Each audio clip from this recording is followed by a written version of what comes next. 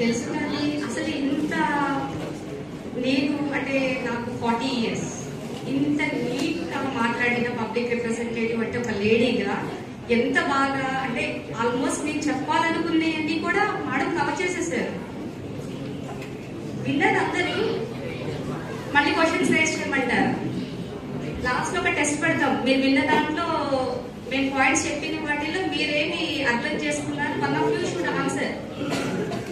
వింటున్నారా స్టూడెంట్స్? అది చూస్తున్నారా? మేడం చెప్పిన దాంట్లో ఒకటన్నా చెప్పండి ఎవరన్నా.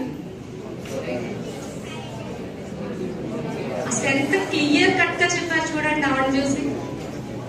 దో షీఈస్ నాట్ హ్యావింగ్ అంటే ఈ ఎడ్యుకేషన్, ఈ పర్టికులర్ ఎడ్యుకేషన్ చదువుకోకపోయినా కూడా but she has enlighten everything.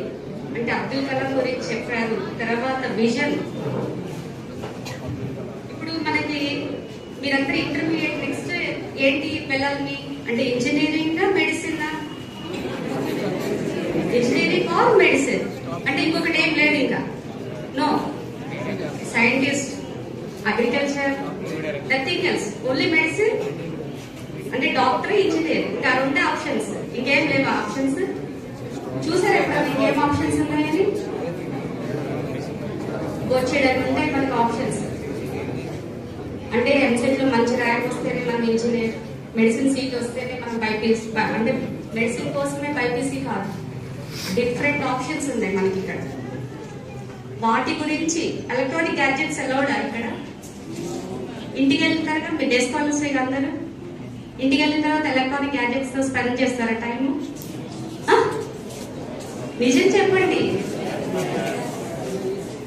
Definite గా స్పెండ్ చేస్తున్నారు. ఒక్కసారి అంటే మీరు ఒక వీడియో చూసేటప్పుడు ఆ వీడియో అనేది మనకి ఉపయోగమా లేదా, దీని వల్ల నాకేమైనా బెనిఫిట్ ఉందా, నేనేమైనా నేర్చుకున్నా, or otherwise this is time pass. Time pass అన్నప్పుడు మన ఎంజాయ్మెంట్ కోసం, టైం పాస్ కోసం ఆ వీడియో ఒక 5 minutes చూడండి. కంటిన్యూస్ గా టైం పాస్ వీడియోస్ చూసుకుంటే ఎలా?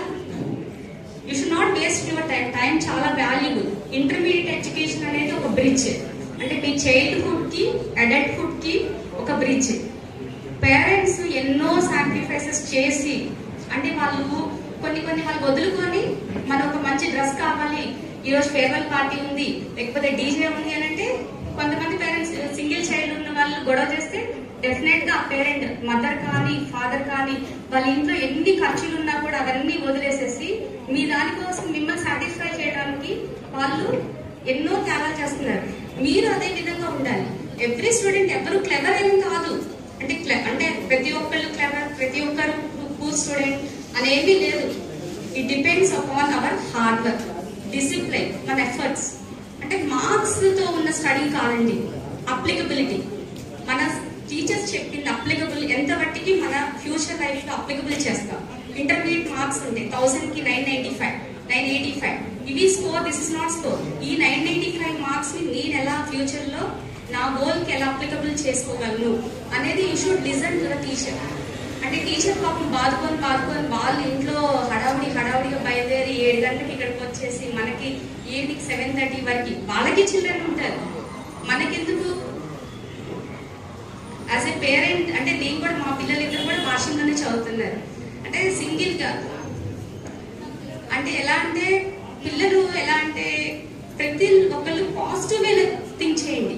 అంటే బ్రాడ్ మైండెడ్ గా ఉండండి. నారో మైండెడ్, నేను ఇక్కడ వరకే ఫిక్స్, ఇంటర్లో మార్క్స్ వస్తే చాలు అలా కాదు. ఒక గోల్ సెట్ చేసుకోండి. మేడం చెప్పారు